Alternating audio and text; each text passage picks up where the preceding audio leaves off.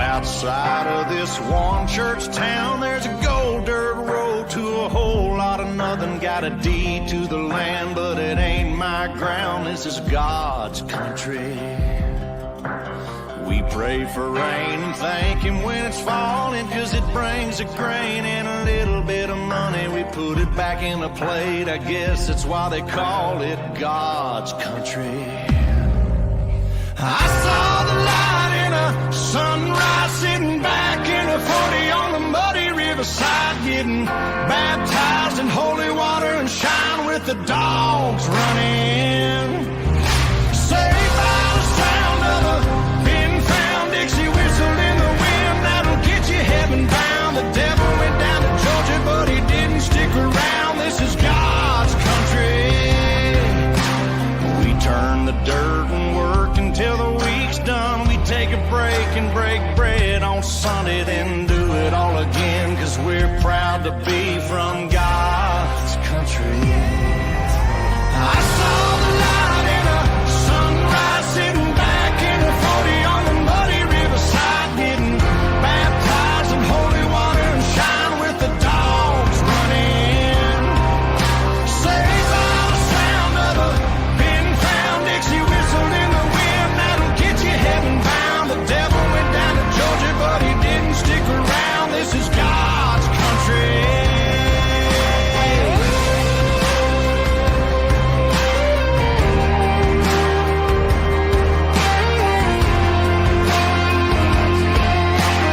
God's country. I don't care what my headstone reads or what kind of pine wood box I end up in. When it's my time, lay me 6 feet deep in God's country. I saw the light in a sunrise, sitting back in a 40 on the muddy riverside, getting baptized in holy water and shine with the dogs running. Saved by the sound of a pin-found Dixie whistle in the wind, that'll get you heaven bound. The devil went down to Georgia, but he didn't stick around. This is God's country. Yeah, I saw the light in a sunrise, sitting back in a 40 on the muddy riverside, getting baptized in holy water and shine with the dogs running. Saved by the sound of a pin-found Dixie whistle in the wind, that'll get you heaven bound. The devil went down to Georgia, but he didn't stick around. This is God's country.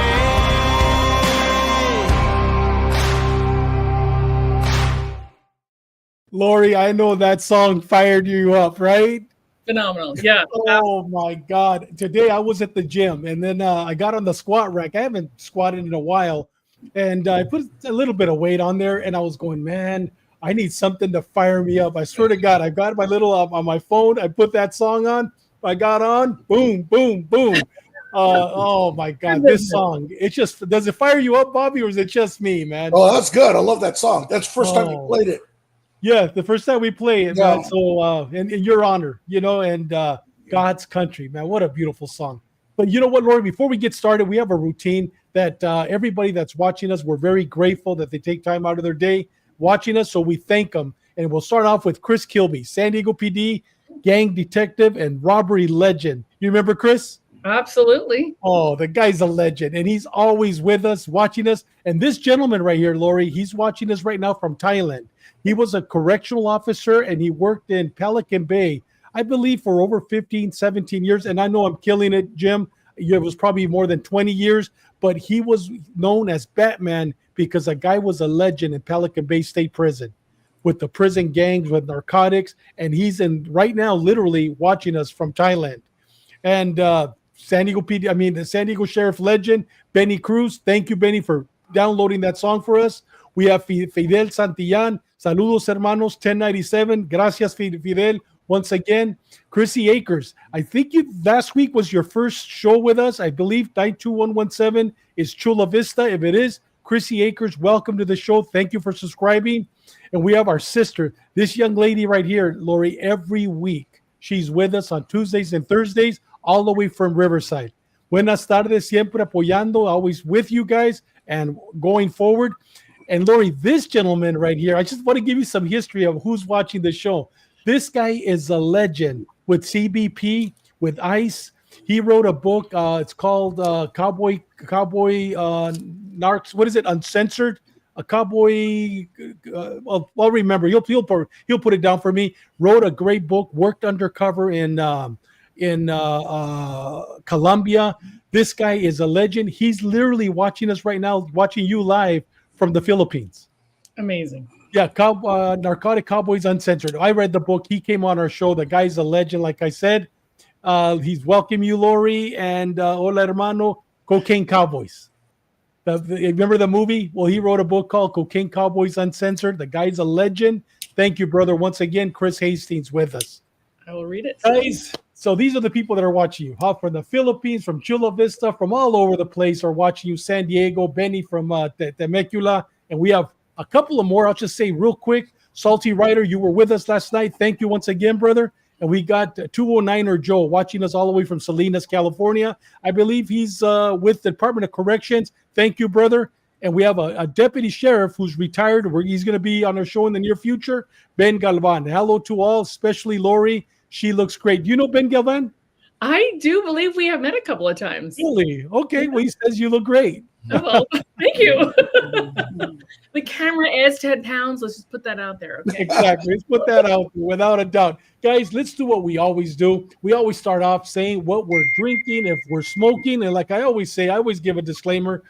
My wife rules this house. I can't smoke a cigar in the house. But today, Bobby, earlier today, I did smoke a great cigar. It was a beautiful day outside. I was overlooking the bay, and it's 80 degrees, no humidity.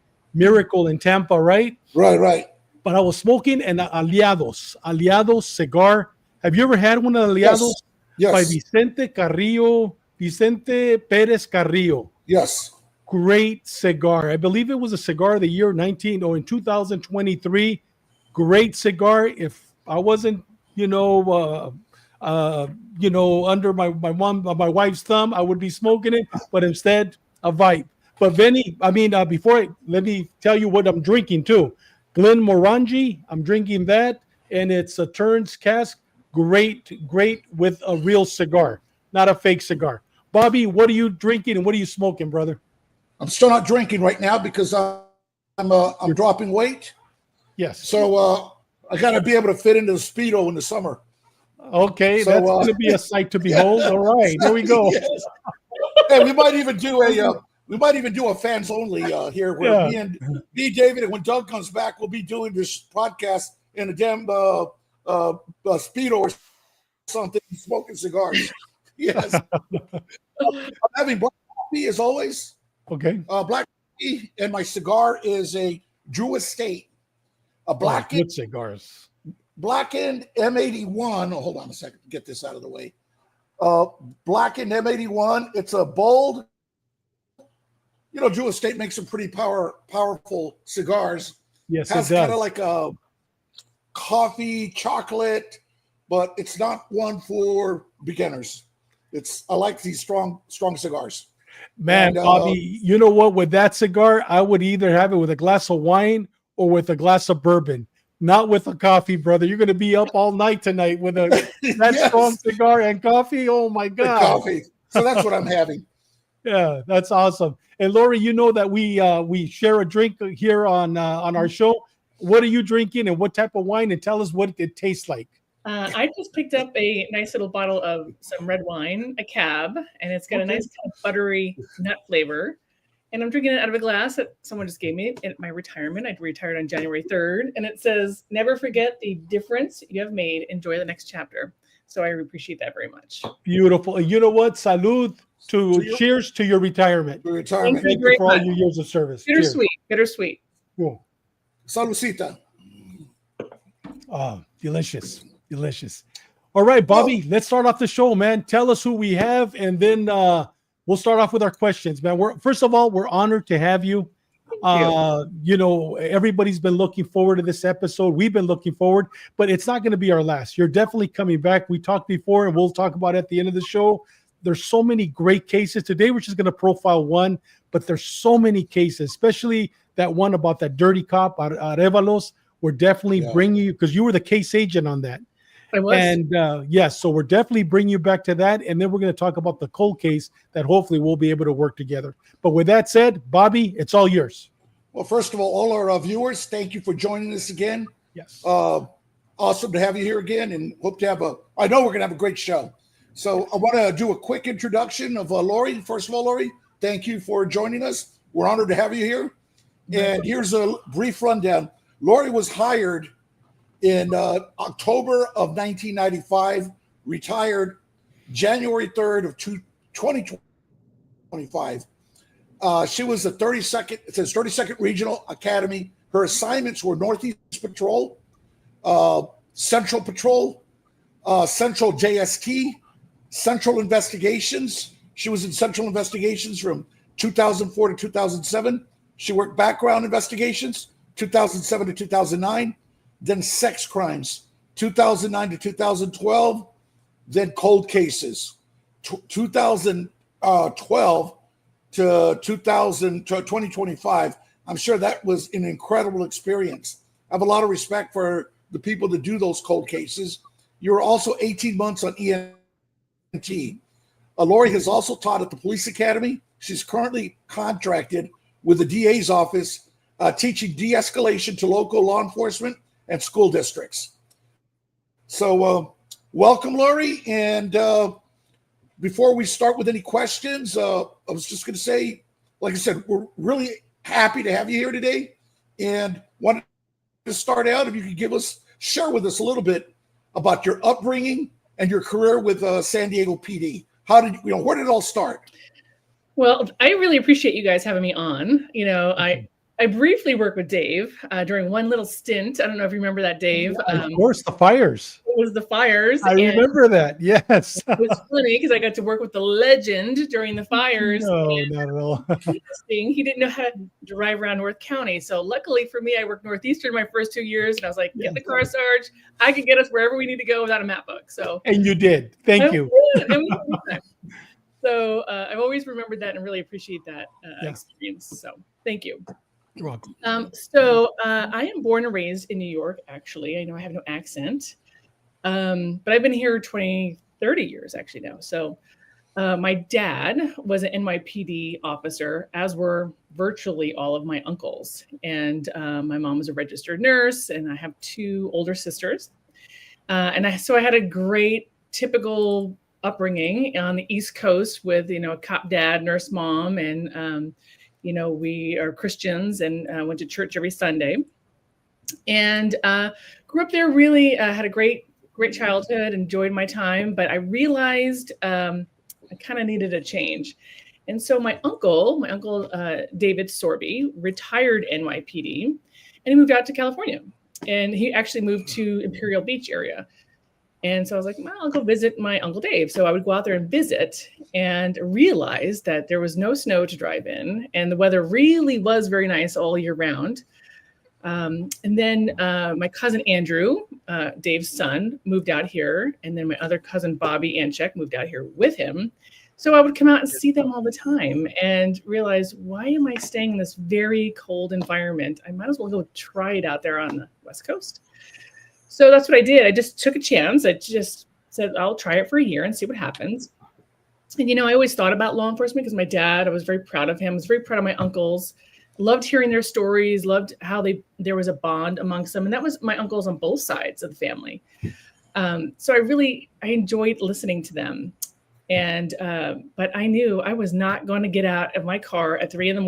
if it was cold and I can't drive in the snow. So kind of took out that option on the East Coast.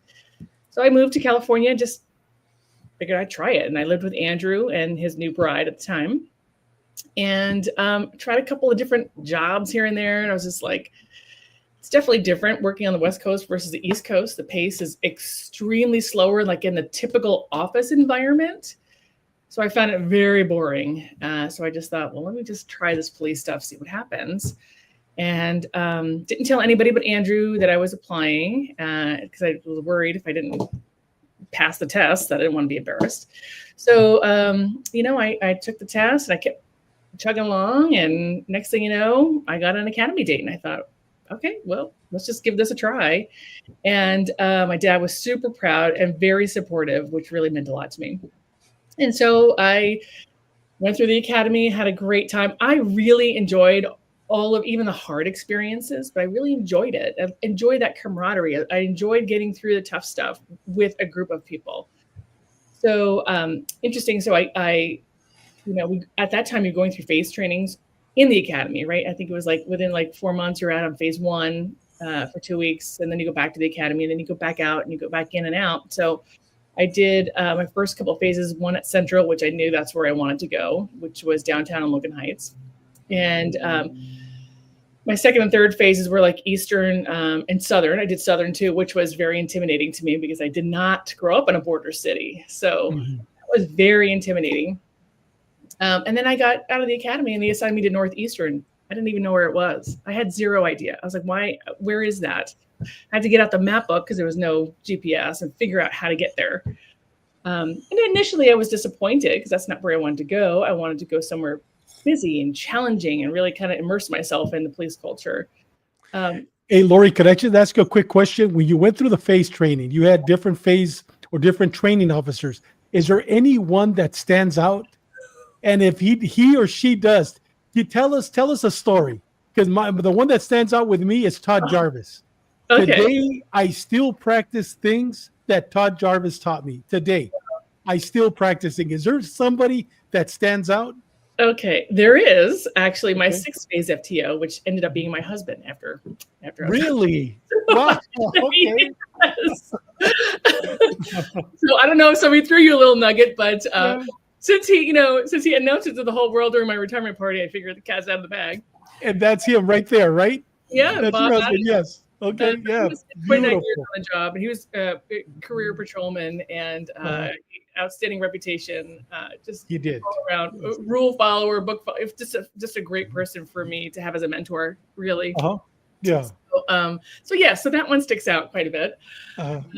But other than that, I got real lucky. Actually, I had great experiences. Even though my Central FTO, I think I was his very first trainee, but man, it was so good, right? He had me hiding in back alleys, waiting for a drug deal to go down. And, so I just, I got it. I don't know. I don't know if I'm the grass is always green person, like my glass is always full, but I really did have a lot of great experiences. So after, at Northeastern, I got put on a very senior squad, which was great because I like to learn from people. So I would tell them, I don't know something, meet with me, let's talk about it. Let me handle it. And if I screw it up, mentor me. And they were really great. I had a great squad who was really good to learn from. But then I got transferred to Central after 2 years, which is where I really wanted to go. And that's my home. That has always been my favorite place on the police department. Besides cold cases, it truly is. It's home to me. So I did a majority of my patrol time there. My other uniform assignment was juvenile services, which at the time, Charles Kinder was my sergeant, great guy.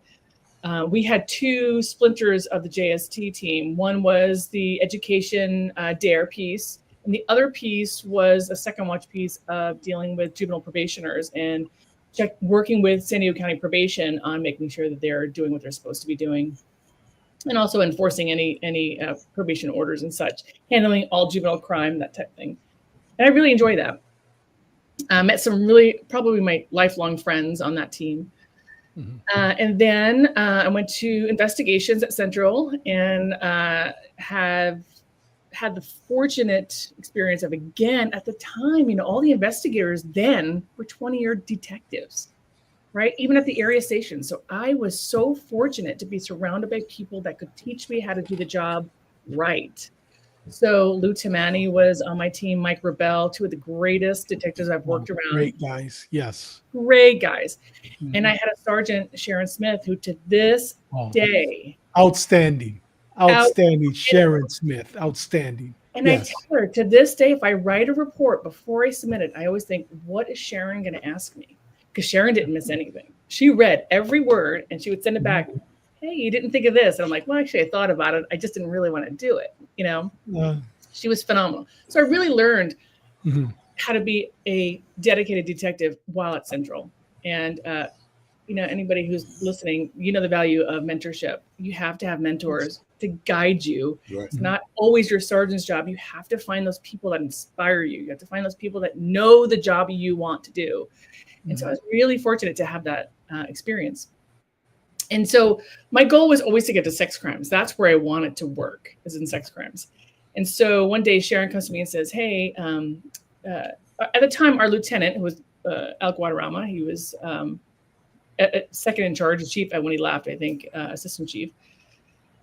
She said, hey, Lieutenant Guadarrama has been transferred to backgrounds. They would like you to go. And I said, oh, no, thanks. That's not my career path. I want to go to sex crimes. Like, that's going to derail my goals. And she asked me 2 or 3 times, and she kind of gave me the look of, somebody you better take it. And so actually what they had done is because they wanted to young up the backgrounds office, right? They wanted more young perspective to entice more people to want to work there, not necessarily people on their way out. They want the people in the middle of their career who still value their experience. So what they actually did was they took Sharon, myself, Mike Rebel, and the other sergeant, who was a 520s, which is downtown sergeant. They plucked us all and put us right in backgrounds. So I thought, okay, well, that's a compliment. And I said, I'll do it. I'll do it for 2 years. We do 2 years. And what year was this when you were there in backgrounds? So, I believe this was 07, 09, or 07, okay, to 2010, right around there. Okay. And, you know, I firmly believe you learn something everywhere you go. Like, I didn't necessarily want to go to Northeastern, but boy, did I learn the map book, right? I learned how to pull people over. I learned the vehicle code. I figured things out. And backgrounds, I learned patience, where I didn't have that before. So, you know, when I was at Central Detective, you know, I was kind of like, if you're not confessing in 15 minutes, I'm out of here. I can't sit in this room anymore, right? You know, this is a waste of my time. But with backgrounds, you spend hours with your applicant. If you're doing the job right, you're spending hours talking to people and really getting to know them, asking the hard questions, getting to know them on a different level.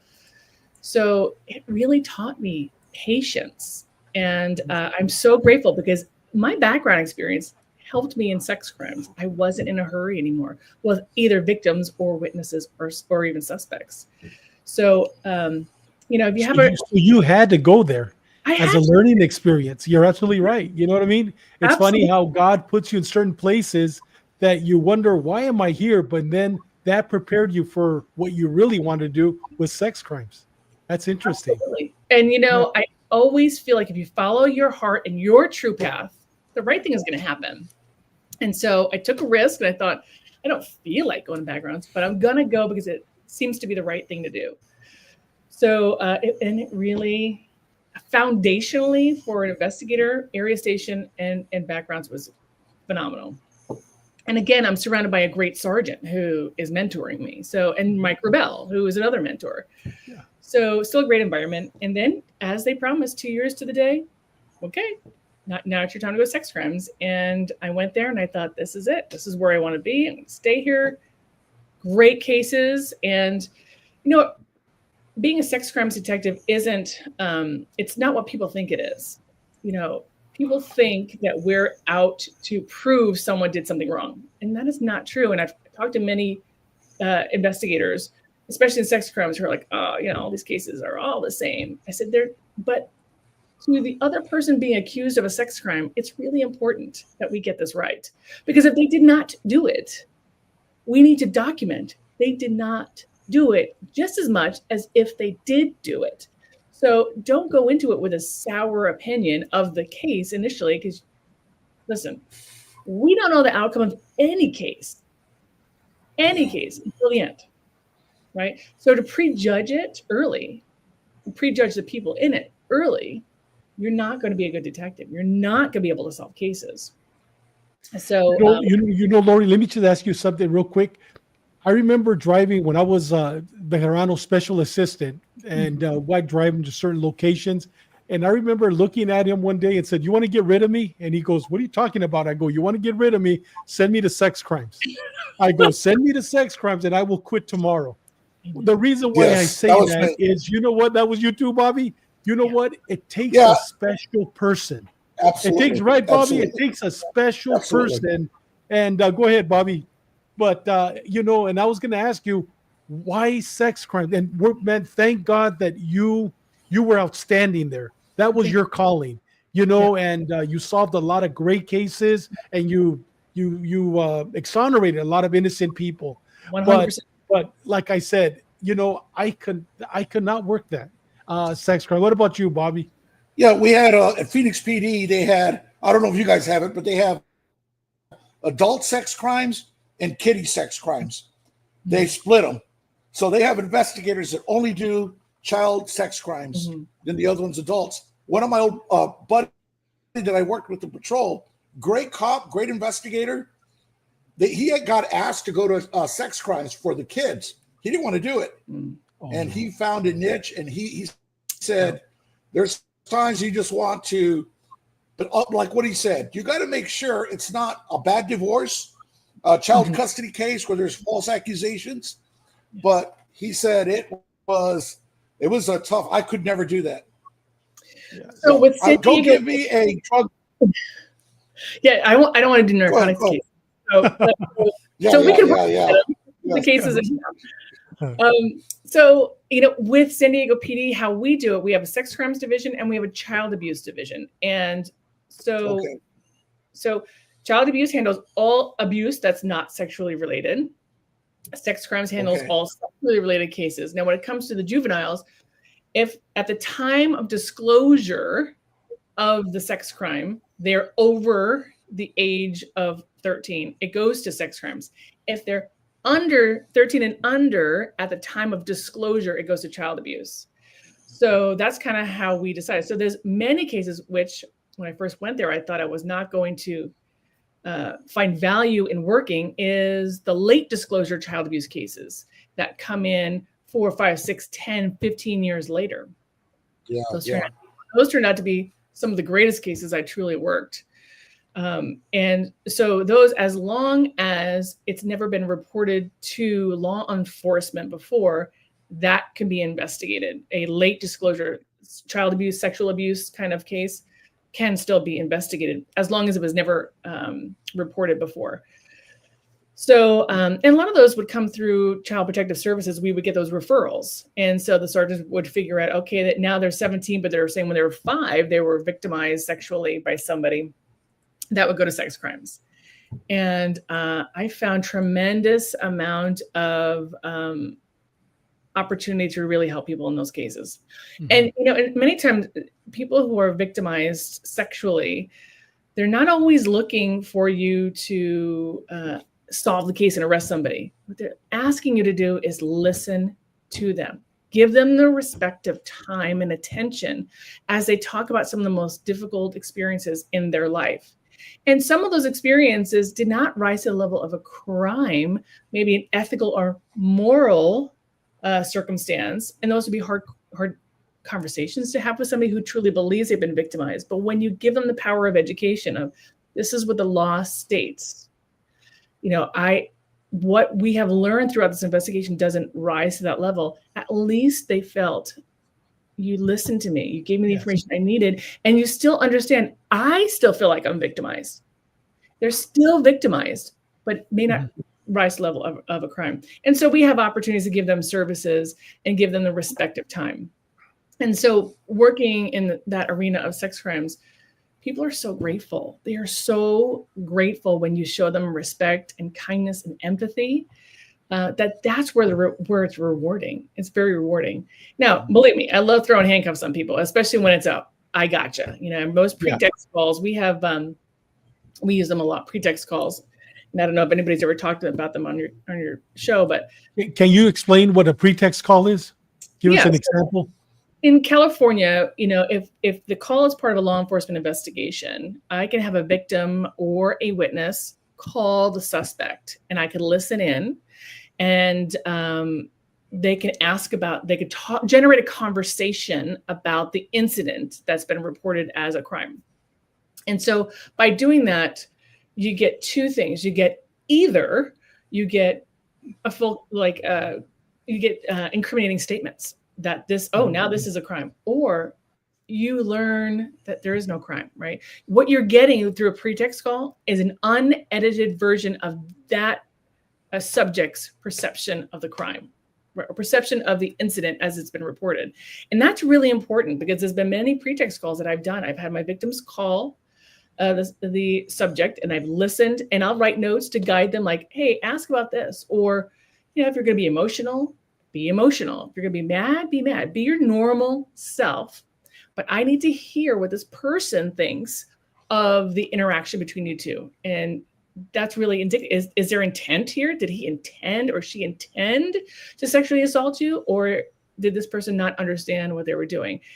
And there's so many other factors there. But so, I would sit with them. Everything is recorded. We would guide them through the conversation, not entrapment, but guide them open-ended questions so we could understand what is their perception of the incident. Unedited, because when I show up and I say I'm Detective Adams with sex crimes, I'm getting an edited version. Hands down, I'm not getting their authentic truth. And so it's an opportunity to get an unedited, authentic version of what happened. And it's all used in court. So if I get either way, if I get enough information on that call, and I remember one case that I had where it was super fast. We had just about an hour's worth of time. A girl went to her school office, school resource officer, and said, I don't want to go home. My dad's been sexually assaulting me. So that school resource officer was great. She called me. I said, bring her down. She brought her down. I had her call dad. Right? I don't have time to do forensics. I don't have time for a whole bunch of stuff. And she called her dad, and in absolute detail, he described everything and why he was doing what he was doing. Wow. In absolute detail. So I thought, okay, well, now she's going to go with, Child Protective Services, and we're going to go arrest him. And so it's a very powerful tool, and it works the flip side as well, where I've had many conversations with people that said, listen, that person has a different version. What do you think of that person's version? They don't believe they committed a crime. With the story that they're telling me about your interaction doesn't rise to the level of a crime. And oftentimes they'll agree, well, that version is accurate. And so it's a perception issue, and we have to educate people on what the law is versus what is an immoral act. So, sex crimes is a little more, I think, you have to have a broader perspective. You can't look at it through a microscope. You have to have a telescopic view of what's going on. And you have to be transparent, and you have to be honest, and you have to give people the information that they need. So, but it's also one of those units that you'll get a hug from somebody, even if you don't arrest anybody, because you gave them the respect of your time. So I really enjoy that. And I would have stayed there probably the rest of my career if it wasn't for one of my closest friends, Kika Navarro. You probably know her. Yes. And she came up to me one day, I'll never forget. And it was after I just got off that big trial. And it was about 6 months later. There's Kika. That's her right there, Kika, right next to you. Yeah. Still good friends to this day. Actually, that whole little girl group there, we're actually getting together on Friday. So we get together quite often. Okay. What about the sergeant? What's his name again? I remember. I worked with him at Central. We were all in AOT together, so we took that picture. Oh my gosh, you're gonna kill me. I see him all the time. He's a reserve in robbery now. Really? Okay. I worked with him at Central Division. Chris Kilby, he'll tell us the name right now. Yeah, it's Levenberg. It's Levenberg. Yes. Yes, then, I remember him. Very good guy. Yes. Yeah, and Brigida Bells. So, so I had just kind of come off that big trial, and I was like, I'm mentally exhausted. And she said, hey, there's a spot in cold case. You should really think about going there. I was like, why would I go to cold case? I don't work homicide. Somebody in homicide is going to want that spot. And she said, no, nobody in homicide wants it, because at the time there was no take-home car, and they all had a take-home car. And I thought, well, that's a silly reason not to take that great spot. And so I met with the sergeant, and obviously I didn't know who the sergeant was, but I mean, the case I just came off of, everyone kind of felt like cheers. Everybody knows your name. You're walking down the hallway, like, hi, So he knew, obviously, I could do difficult, challenging work. And Was that the Arevalo case that you just did? Really? Okay, we're gonna have you come back on that one. yeah. So who was the sergeant in cold case? So, oh my gosh, you keep asking me this question. I shouldn't have wine right now, but I literally just saw Frank Horman. Oh, that guy was very was very straight and proper. Yes, very nice man, though. Yes. Okay. Great investigator. And yes, he was. Tell me what you need. I will get it for you. You're gonna get your job done the way you want to get it done. Good. Solid. And he was great. So, when I went there in 2012, like I said, it wasn't where I aspired to go. And I just thought, there's a reason why this door is open. Let me just try it, and there's always that safeguard. I know they'll take me back in sex crimes if I hate it here. Mm-hmm. And I got to work with Lynn Ridealt. He was there. He was in cold case for, I think, 10 or 12 years when I got there. It's the two of us. Another legend, Lynn Ridealt. That guy was a good investigator. Very good investigator. Very good investigator. Actually, I remember I was watching, this was flipping through the channels, and I saw like some documentary on, I think it was Cleophas Prince case here in San Diego. Yes. And since I didn't grow up here in San Diego, I didn't really know much about it. Mm-hmm. And I see Lynn Ridealt in the newsreels, and I go, oh my God, this guy is a legend, and I'm going to go work with him. I have no idea. Like, I've never worked on that case. Intimidating for sure, but great guy, super smart, knows his stuff. But he only stayed here about 6 months, and then he left to go to the DA's office. So I was a little disappointed I didn't get more exposure to him. Mm-hmm. But it was a sink or swim moment. Like, figure it out. You're the one. And we've brought over other people since. But it used to be, cold case used to be a task force, and there used to be district attorney investigators, U.S. Marshals, Border Patrol, NCIS, DEA. At one point there was probably 12 people on that team. Well, when I get there, it's just me, another detective, Lynn, and then one NCIS agent who was only there maybe another 9 months before she got transferred, and they did not replace her. There was DEA. He was phenomenal. He got transferred. They didn't backfill him. Border Patrol was there. They were they worked with our team and missing persons, and so they were learning from us.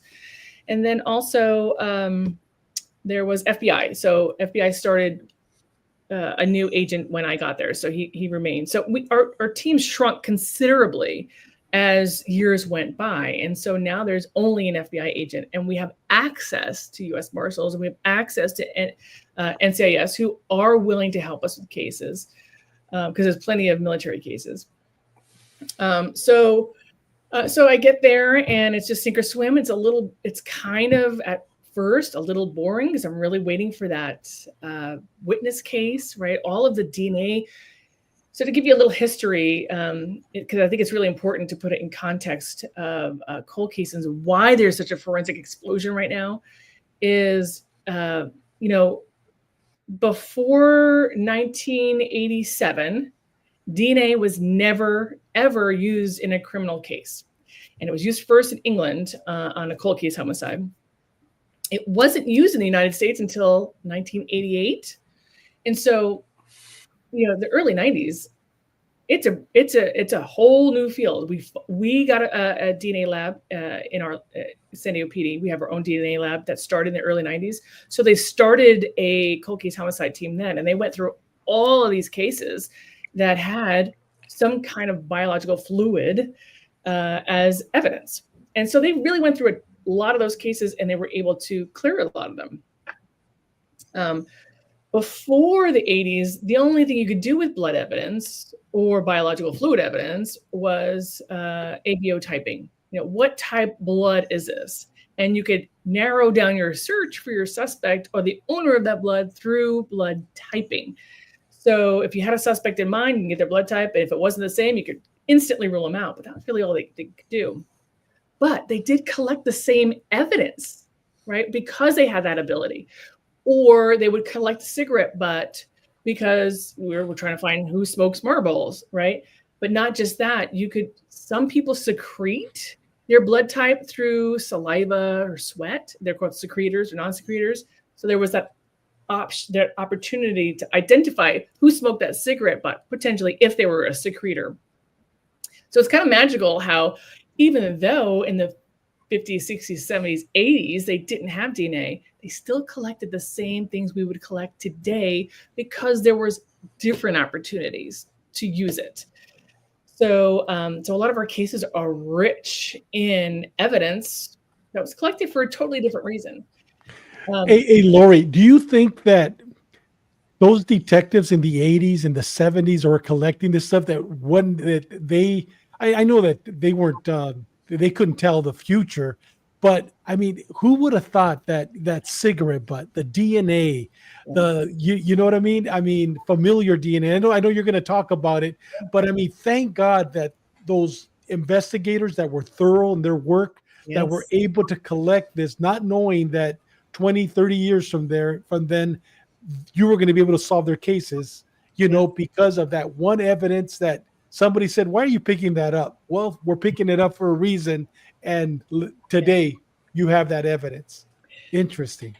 It is quite remarkable. And I will say, you know, having the privilege of, I still consider they're my partners, you know, even though many of them have long passed, but, you know, these detectives that started these cases, you know, we would never be successful today if it wasn't for them. So they're our partners still. So reading their written work and how they did business is truly, it's amazing and inspiring. And they were so good at connecting with people and getting witness statements, right? And they were phenomenal at getting latent prints, which I'm going to talk about in a second. But, you know, if most people understand, so Dave, when were you hired? When were you hired in law enforcement? When was your first year? Well, I got hired in 1985 with the Department of Corrections, 85, and then I came on the PD in 88. Okay. So DNA wasn't used in law enforcement when you got hired. And so what about you? When were you hired? Bobby? Yeah. 1981. Yeah. See, so, but so there was no DNA, which means that there's no CODIS, right? So CODIS didn't even come around to the end of the 90s. I was on a 95. There was no CODIS. So even when I got hired, the limitations were great with DNA because A, you needed a sizable amount of DNA. And B, you know, it's kind of like fingerprints. The only thing you could do is directly compare, or the databases were just so small and infantile. There was not a lot of data points in them yet. So they were just waiting. So I have the benefit now of sensitive DNA. Now, you know, we get DNA, we look for cases like robbery cases where it's obvious the suspect went in the pants of the victim and went and like stole the wallet. We're getting suspect DNA on the inside pant pocket. What are they in there for a second? Oh, wow. For a second. I had a case where, and even in the Arelos case, you know, he was holding on to a pair of panties that he took from that female and he gave them back to her. What do you have for 2 minutes? DNA's on the panties. So DNA sensitivity it's just expanding and exploding. So it's causing us to go back to some of these cases that even the original cold case detectives could not do anything with. It's really exciting. And then also we talk about latent prints. And if I could tell anyone that's listening, if you're a cold case investigator, I scream this from the rooftop and people are surprised. Half of our cases are solved on a latent print hit. And that is because latent print technology has exploded right alongside with DNA and forensic technology with regards to biological fluids. So, you know, when you were hired and when you were both hired, even when I was hired, you know, you would take someone's prints and what'd you do? You had to go to Cal ID, say, hey, I think this person is Joe Schmo. And they would pull Joe Schmo's print cards and directly compare it. And that's all you could do is a direct comparison. But if you don't know who to ask for, right? If you don't know, your suspect and victim have never been in the same place together, how would you know who to ask for that direct comparison? You wouldn't. So many, and we travel a lot when we're doing cases. People, you know, a lot of my suspects are not here in San Diego anymore, so we travel quite a bit. And when I talk to law enforcement in other parts of the country, they're shocked. They're not doing latent prints. They're not going back to the old prints. And mind you, you guys were experts at lifting prints, right? The detectives in the 60s and the 70s and 80s, we have tons of prints in all these cases, and they're so good. But again, at first it was direct comparison, and even you know, APHIS and the databases that were developed, they were all initially proprietary. So San Diego PD had a bank, the sheriff's had a bank, La Mesa had a bank. And so if I didn't get a hit, I'd have to go to the sheriff's. Hey, do you mind checking these prints? So there wasn't a system. IAFIS, which is the integrated system, didn't come on board to the late 90s. And so there are these cases that are sitting there that are just ripe with so much evidence that we can now go back to on so many different forensic levels and reevaluate. Really, it's an amazing time. It's very exciting, and I really hope agencies are really spending some money to keep detectives in those spots, because those victims are just as valuable as the victims that are victimized today. And you know, Lori, that segues into the 1975 case that you worked, where the victim was Alvaro Espeleta. And I'm going to show a video and then take us on a journey through that case. Okay. All right, here we go. Decades-old San Diego murder case. The grisly crime happened on New Year's Eve, 1975. NBC7 has just learned the suspect in the case was in the Navy stationed here in San Diego. All these years later, he has now been arrested in upstate New York, on the other side of the country. Artie Ojeda is in Middletown, where this happened, and has more now on how this suspect was tracked down. Artie. Mark, credit forensic technology. This brutal crime happened in the units that you see right behind me, and just a short time ago, I had a chance to talk to the man who currently lives in the home where this horrible crime happened. I'm home, buddy. Jeff Boland wasn't around when it happened, but he's aware of the story because his address is visible on an old Crime Stoppers flyer. That flyer tells the story of a grisly crime on New Year's Eve, 1975. 28-year-old Alvaro Espeleta, a dental technician, worked at the Marine Corps Recruit Depot. He was strangled and bludgeoned inside his apartment on Reynard Way. Last Friday, 62-year-old Dennis LePage, who would have been a teenager at the time, was arrested in Troy, New York, 3,000 miles away.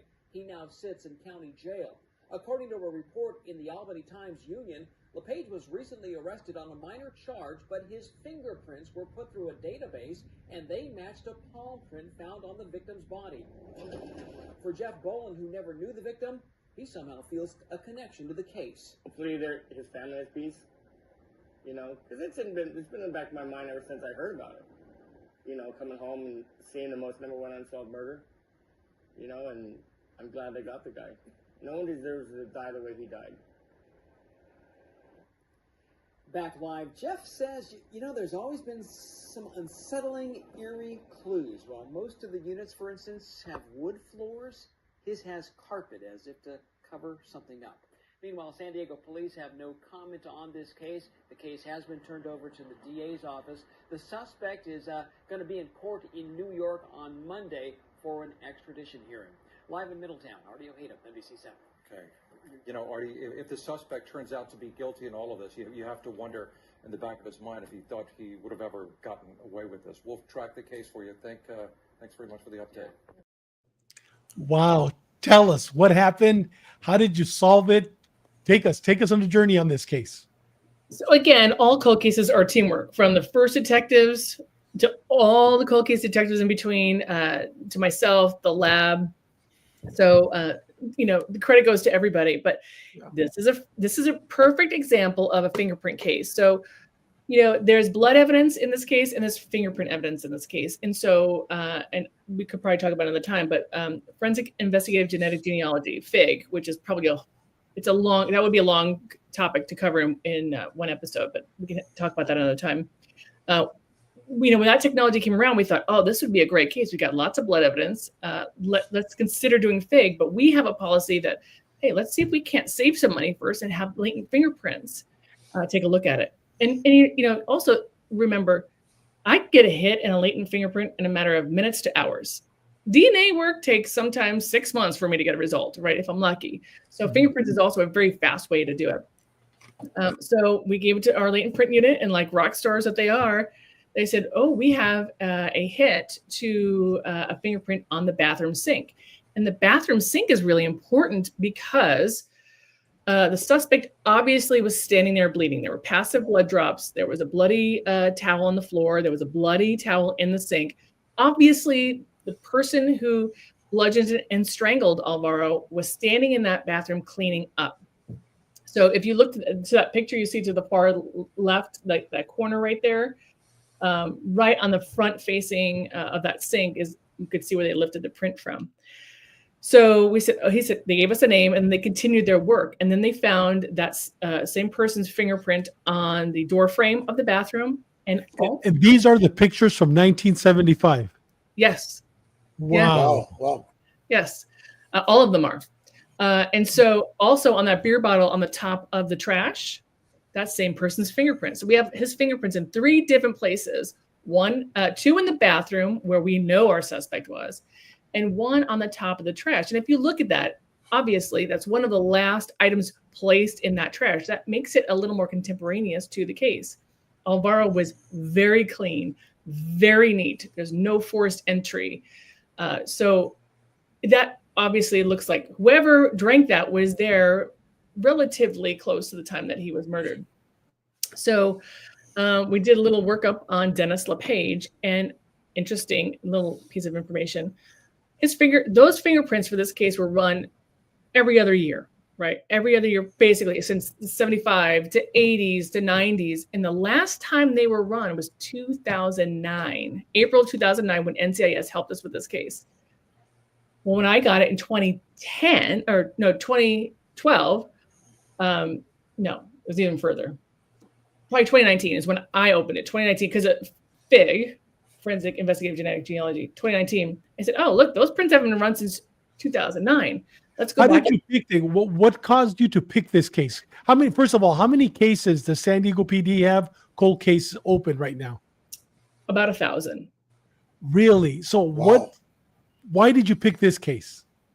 Two main reasons. Number one, the military connection, which means that NCIS is willing to help me. And so with them comes a lot of resources and a lot of bodies, right? So I don't necessarily have to do some things. I don't necessarily have to travel somewhere. They'll go do it for me. Mm-hmm. So they were on board and willing to help.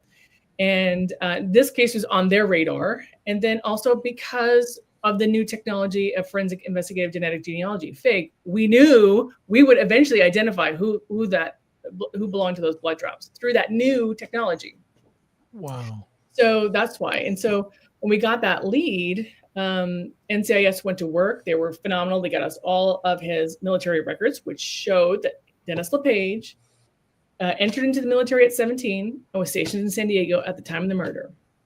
So that's a big plus because he's born and raised in Massachusetts. His only footprint here is the military. So that puts him here. So that gets us a step closer. During that time, correct? Oh, yeah. 1975, he was stationed here in San Diego. Yeah. So now we have this blood that's in 2003 was processed and put into CODIS, no hits. But now we have a possible identity through the fingerprints. So now Dennis LePage has been identified through fingerprints. Let's see if he's the owner of the blood, right? So NCIS went out to New York where Dennis was and followed him around. And he's 62 years old now, right? Yep. Wow. Yeah, a lot of my suspects are older. Our oldest solve is 1969. That's another great. And that's old. 62 is very old. 69. So yeah, well, yeah. I'm just playing. I'm 65. What can they say? So NCIS followed him around, saw that his female roommate, they recognized that he lived with only one female. So let me just go back to the fingerprint real quick. Yeah. And what was important about that is it was last run in 2009. In 2019, I said, can we revisit it? And the reason we got a hit in 2019 is because in 2010, his son had him arrested for a TRO violation. His adult son had a restraining order against him. And a great patrol cop got the radio call of a TRO violation. My dad left me a message on my answering machine. It shouldn't be there. I got a TRO. Great cop went, picked him up, fingerprinted him before he cut him loose on a citation. That's why we solved it so fast. Wow. So I mean, kudos to that local town cop who said, you know what, you violated the law, I'm going to fingerprint you. And he did it. And that's why we got the hit. So NCIS got a bag of trash that was seen being put out and sent it to us, and our lab analyzed items that we determined were more likely than not used by a male versus the female. And boom, Several of those items matched to the blood drops that we had on the bathroom floor, blood drops in the sink, the bloody towel, and a cigarette butt in the bedroom where Alvaro was killed. And Alvaro was killed he was beat about the head with old school heavy ashtray. You know, those old ashtrays, like big, heavy glass ashtrays. Yeah. He was beaten with that. And part of the ashtray was on the bed. He fell back on the bed. So there was ashtray underneath him. There was a cigarette butt in the corner of the room, obviously flung when he was beaten. And then he was strangled. And what's interesting about that is Alvaro was, the doctor, the pathologist determined that Alvaro was likely unconscious when he was strangled. So what's the need to strangle an unconscious person? Just leave, right? What was really interesting is a palm print that was in blood on Alvaro's chest. The great detectives of 1975 recognized the palm print and lifted it, the bloody palm print, and lifted it. So we had this bloody palm print. So when we went to Troy, New York, and arrested him with the help of New York State troopers, I threw on a crime lab jacket when I first met LePage, and I dusted him for prints, and I took major case prints. And there's a cool way we do it, and it's in one of the videos that we that's out there. But you dust the whole hand, you put it on this sticky paper, and then you peel it off. So you have this big piece of paper with this giant hand on it. So you get these great impressions of the palm, really good details. Well, I had taken a picture of it with my iPhone, sent it off to our latent print unit here in San Diego, and they could tell there's a very, very distinctive pattern on the palm. That pattern is the same pattern on the bloody print on the chest. So essentially, I was able to identify my murder weapon. Wow. Amazing. Wow. Amazing. So it's just, these cases they have so much value because of great work that was done by initial investigators and today's technology. And when we marry the two, it's phenomenal. We're very successful. Lori, so why did he kill him? Was it a homosexual thing? What happened? I mean, I'm sure did he ever confess? He did. Did he talk? Yeah. What happened? His perspective was that he was defending himself because he had met Alvaro on the street, and he was a new, young military guy. They're both in the military. And Alvaro said, "Hey, you want to go to a party?" He said, "Sure. I'm 18. I have no money. Let's go to a party." It's the holidays. It's New Year's Eve. So he goes to Alvaro's house. Unfortunately, there was nobody else there, but he stayed there, and he said, we drank alcohol, i.e. the beer, and there's also a tequila bottle. He said he started feeling woozy, and Alvaro said, "Oh, just spend the night, and I'll drive you home tomorrow." And in his version, this is obviously his version, and he said he went and he slept in Alvaro's bed, fully clothed, and he woke up and Alvaro was attempting to sexually assault him. Hard to believe because Alvaro was 5'6", 130 pounds, and Dennis was 6'3", 165, 170, and it's quite a little bit of like a 10-year age difference. Dennis would have been able to easily overpower Alvaro. There was no reason to kill him. If you truly felt that you're being victimized, and he admitted he never called 911. He never told anybody. He returned to base, never said anything. So so the blood came from. It was interesting during the interview. He instinctually did it. He just said, "Oh yeah, I cut myself right here," and he points, and he has this big old scar on his finger from the glass that broke from the ashtray. So, yeah. So, what type of life did he live for? 30, 40 years, 50 years? I mean, you think he was good for other murders, or it was just that one, and then he just continued on with life, forgetting about it? It's a great question. His DNA is in CODIS and never hit to anything else. So I don't believe I don't know the true answer to that, but my experience with these cold cases before forensic investigative genetic genealogy was, this guy did this brutal, brutal murder. He's got to be dead or a career criminal.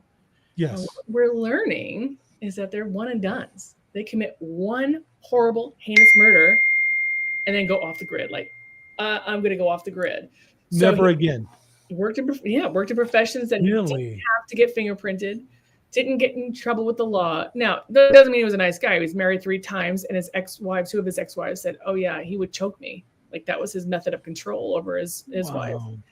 And one wife did say, "You know what? He did tell me, and when he was drunk one night, that he killed one guy. He doesn't mind. He would do it again, threatening me." She goes, "But I just thought he was drunk and being an asshole."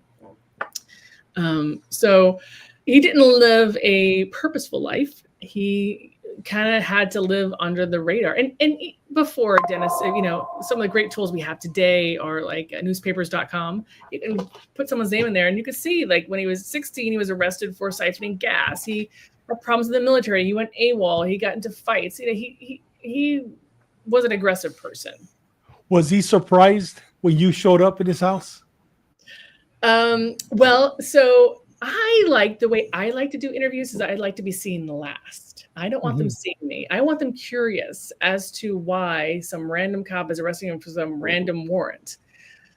So I usually, New York State Police arrested him for me. They said they had UCs. They kind of did the fake traffic accident type thing. And they just said, "Oh, you got a warrant. We're taking you in." And it's interesting what some people will say. I had one suspect say, "Oh, is it for a traffic ticket or like a murder?" Murder? Okay. So like you get little nuggets like that. So, yeah, it'd be fun to show up at the door and put handcuffs on them, but I get a lot more value out of the curiosity that it generates when the other officers say, "I don't know, you got some warrant," and they just kind of leave it at that. And so as their curiosity builds, that's kind of when I'll pop up. And then when you see me coming, I'm so nice that they don't anticipate. Exactly. So, they don't think I'm serious. They think, "Oh, she's gonna believe that I was a victim here, and she's gonna let me let loose." And most of them say, "Can I leave now?" I go, "No, you're going to jail." Exactly. You're not going home. So, but he didn't. You know what? He had no remorse, none. Lori, we have 2 questions. How much time? Go ahead, Bobby. Go ahead. How much time did he get? Yeah, how much time did he get? So this is the other thing with working cold cases. When you're subject to the sentencing guidelines of the year of the murder, not of today's standards. Right. So in 1975, murder was 7 to life. So he got 7 years. He pled guilty before trial. He got 7 years. And he was let out in like 3. He's out and about now. We went back to New York, of course. Case, but it's still the right thing to do. Yeah. We have a Big Joe. Got justice. But I never knew that they go back to the year sentencing laws. Yeah. Really? Yeah. Wow, I never knew that. Yeah. Big Joe saying, "Lori Adams, thank you for your years of service. You're a true legend. From the outside looking in, do you believe O.J. Simpson was guilty?" 100%. Most definitely. There's all of our answers. Yeah. Right there, Big Joe. And we have from Benny Cruz, the legend. Lori, do you know if the 2004 case involving the boy which remains were found in the walking trails in Rancho Bernardo identified or solved? Was that a San Diego PD case or was that a sheriff's case? San Diego PD case, and I'm still working it. So I did retire in January, but I stayed on a reserve specifically for that case. So that is the skeletal remains of a 2 to 4 year old boy that were found in a canvas bag on a hiking trail in Rancho Bernardo. And you're currently working that case? I've been working it for 10 years. Yeah. Really? Wow. So we're chipping away at it with genealogy, and maybe that's like I said, another whole conversation. But I'm chipping away at it, and I just need more data points in GEDmatch, which is the database that law enforcement has access to with building trees, family trees. I have the greatest genealogists on it. I mean, the minds that built this technique, and it's just hard because the bones are so degraded. We didn't get the type of DNA we need for genealogy, so we're using rootless hair. It's another whole thing we could talk about. There's rootless hair technology now. You don't need the root for a hair to be able to solve a case. You just need the hair shaft. So that's what we're working on, but it can be a little bit more challenging. But I hope someday. Chris Kilby says, amazing career, Lori. Bless you and those like you. And then Chris, one thing about Chris, he says, keep doing those buddy checks. What he does, he calls 3 to 4 officers, friends that he hasn't talked to in a while every week just to do a buddy check. Are you doing okay? And yeah, he's phenomenal. Chris continues doing that. And then hope this broadcast caused an investigator to think of the new approach to a Gurin case. Jerónimo de los Cielos has been with us from the very beginning. He came on a little late today, but he is watching us from Arizona. Another man that's always by our side. Thank you, Jerónimo. And yeah, thank you. Great comment. Lori, have you ever thought, I know that you just retired, not even a month ago. Well, I think a month ago, literally a month ago. Yeah, literally a month ago. Doing a podcast, we would help you. I mean, I information that you have. I mean, everybody here will follow. I'll follow you. I know Bobby will follow you, and you have that voice. I think you would be. I mean, just if you need help, Bobby and I, especially Benny, we will help you. But please consider it. Because the messages that you have, I mean, the experiences, oh my God, it's so grateful. I really am so grateful. Yeah. Every step of my journey in law enforcement, I've had so much value. Very few incidents of being unhappy. And nothing's ever happened in my career where I felt like I don't want to do this anymore. And especially cold cases, like everything we do from arresting people to identifying John and Jane Does. I mean, that's amazing. And maybe next time I'll tell you about a 1973 case that we recently solved. And that was a woman that was found decapitated, legs cut off. I mean, fingertips. You're definitely coming back. You're definitely coming back. But Lori, I'm going to say this because you know what? Our worst enemy is upon us. Yes. We always say that after the hour. But my father used to always say, if you love what you do, you never work a day in your life. Right. And you know what? I did it for 32 years, and I put me on a polygraph. I will pass it. I never worked a day in my life, and I know Bobby's the same, and I know that you're the same because you know what? We were made for this, and yeah, beautiful.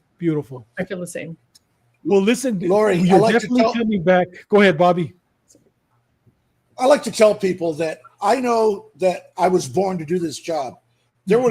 I tell people, I wish I could have been a Major League Baseball player. I love baseball. Sure. But I know God placed me in this job. I love the job. And, I love what you said earlier about when you were doing your investigations, you're not necessarily, you got to just get the truth, whether the person did the crime or not. You're not going to try and nail someone. And I love that you said that. And one final thought I wanted to say is we have people watch our show. I think I talked to David earlier today. Somebody I don't even know caught one of our podcasts.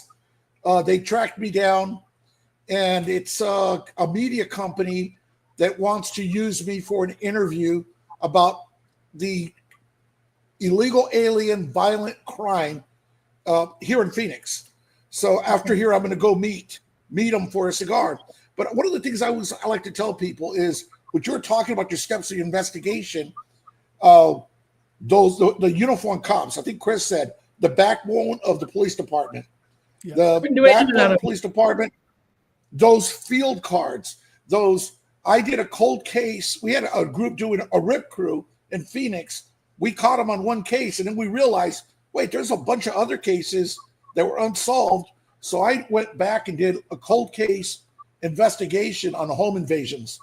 And I was able to tie them all together a lot based on those field cards, descriptions of tattoos that the booking officer in patrol was doing. They helped solve my case. They made my job so much easier. So if we have any patrol guys out there, be thorough. Be thorough with your booking forms. Yeah. Every box should have information in it because you never know if 20, 30, 40 years from now, someone's going to pick that up either because it's a cold case, or sometimes we pull out these reports because it supports something that we're doing in our case. So like, with Dennis LePage, I didn't have access to all of his police reports, right? But if I did, you could certainly build a picture to show all of his violence. We were able to do that using old newspapers, right? We use newspapers.com. You can go back there and find out what his basketball scores were in high school, right? But you have to build the entire picture, and every FI, I preach at the police academy, those FIs are gold in sex crimes, in serious cases, right? In robberies, they're gold. So every box, every detail, from sight, smells, things that you've, evidence that you've identified, it's all important. All of it's important. And you never know what's important until it's important. Lori, people are already telling us right now in comments that if you start a podcast, they're going to follow you. Excellent. So you have 1, 2, 3 with Benny, and you got Big Joe, you got Pelon 209, you got Cocaine Cowboys Uncensored. I'm holding everybody to it. That's right. They're all going to follow you.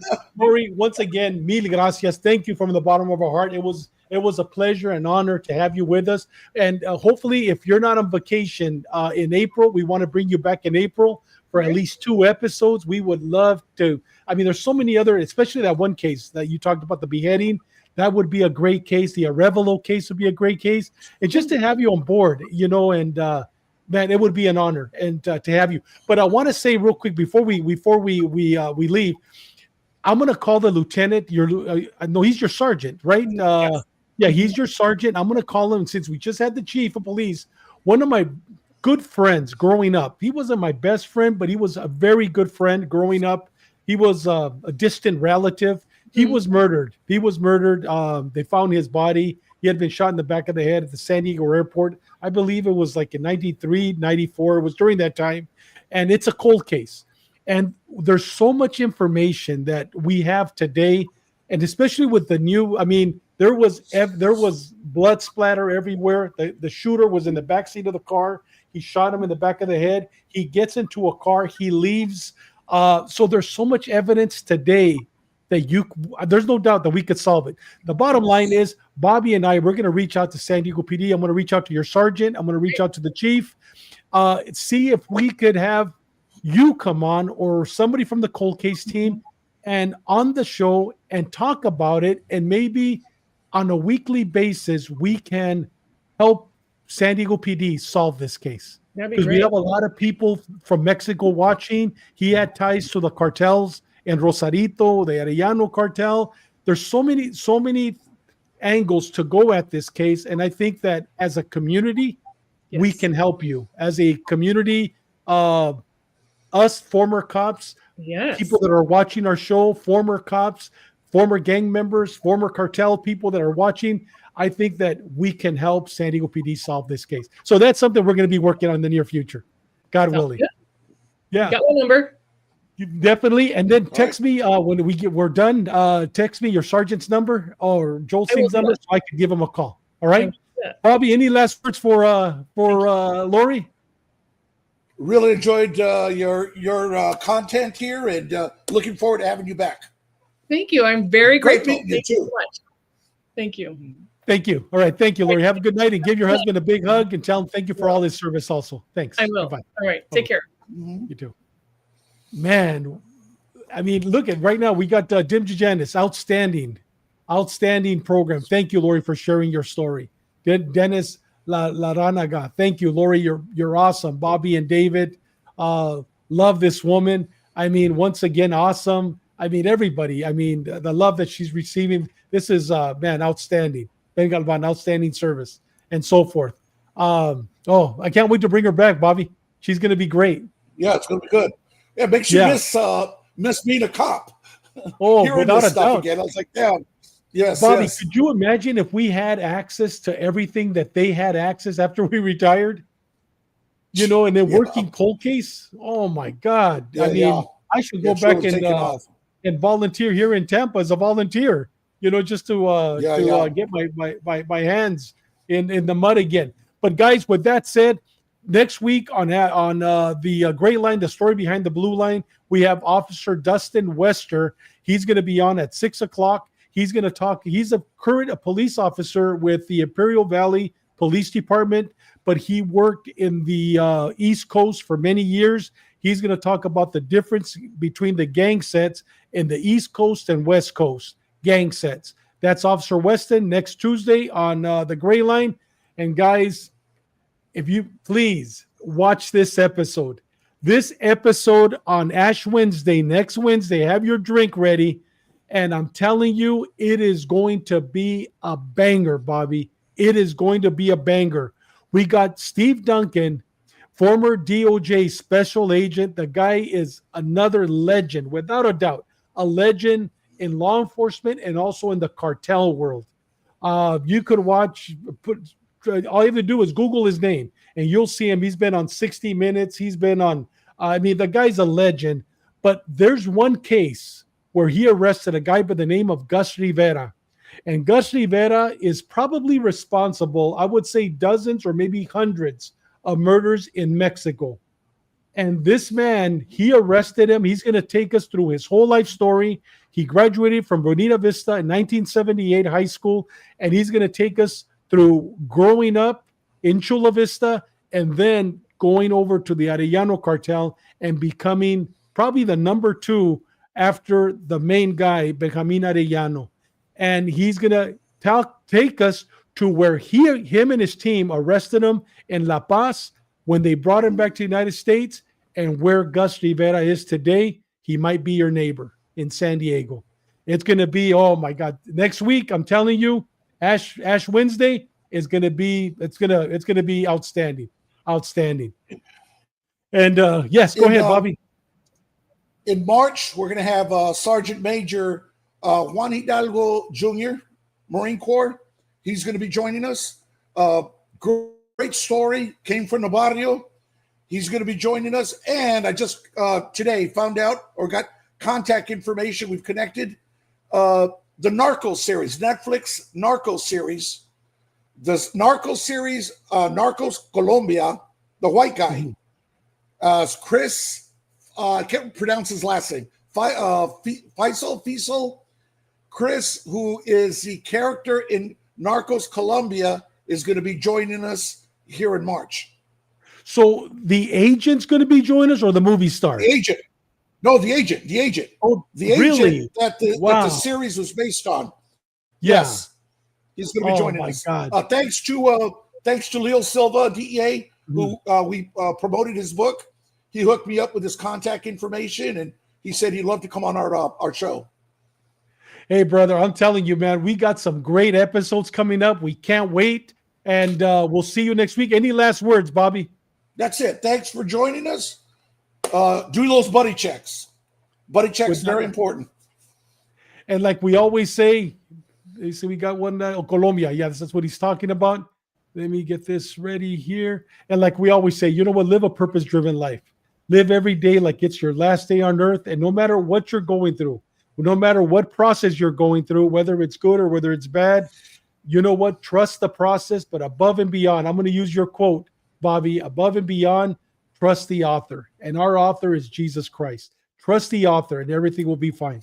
Thank you. God bless you. We'll see you next Tuesday on the Gray Line, and we'll see you next Wednesday with Steve Duncan. Thank you. God bless you. Goodbye.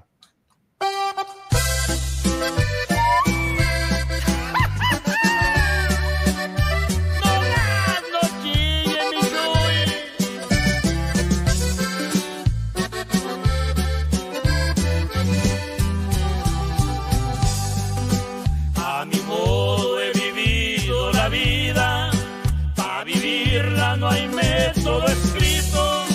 A mi modo he cometido errores, pero de ellos aprendí poquito.